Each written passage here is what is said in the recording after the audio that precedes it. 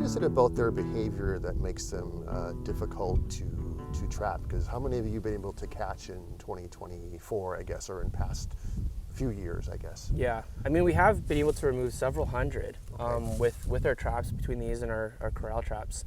But they are difficult.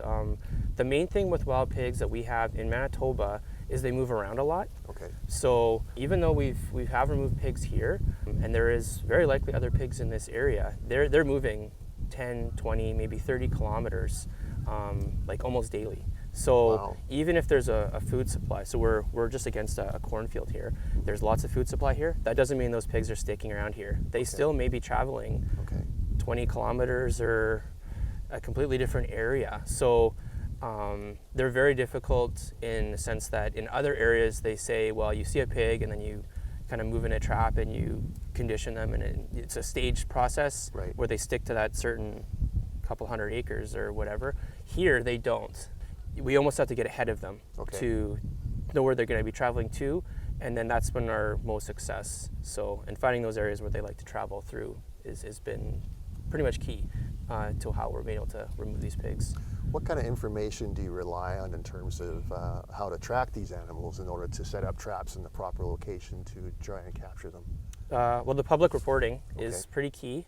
Anytime we see a pig or it's reported, that makes a huge difference to us, because we know, okay, if it's one pig or it's a group of pigs, and then we might get another report 5 kilometers down the road, somebody sees one on the edge of the field, and then a few days later, like, they could be there, or they might loop all the way back and we get another report. Like, that's really key. And then we also use the cell cameras. So we have a network of about 100 cell cameras across the province, and we're seeing then those pigs on our cameras in between where they're reported. So we may see a group of 5 pigs, and then all of a sudden, some reports like, oh no, we've seen 5 pigs 10 kilometers over, and we're not seeing them on that camera. And then we might have a camera 20 kilometers over, and then we see it on that camera then, right? So we're using both of those information we're getting just from camera and the sightings.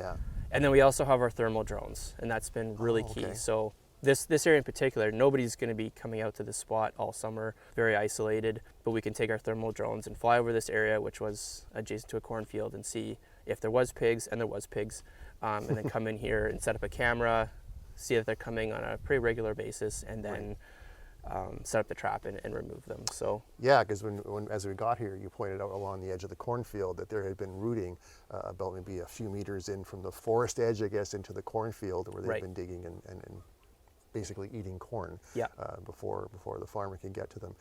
There is a perception that hunting of these animals is maybe a better approach. Could you explain maybe why that isn't maybe ideal? Yeah, I'd say it's not only ideal, as it's pretty negative. We're just constantly seeing that the effects of people trying to shoot pigs recreationally is just not effective.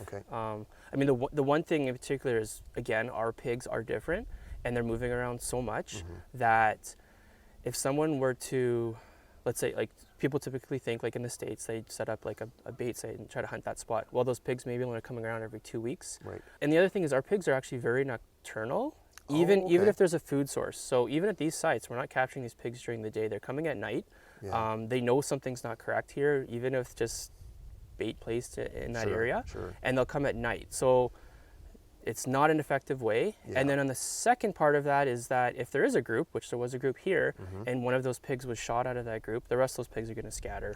And then they're going to for sure be moving around and make it very difficult to then place a trap in that location. Yeah, whereas if there was a group, somebody sees one, we can, bring the cameras and trap to the landowner, and, basically say, hey, we got a trap here, capture that group and get the group, So it's, that's definitely the most effective way. Excellent. And it might take 1 or 2 attempts to get the whole group, but that's kind of the ultimate goal, I guess. Yeah, for sure.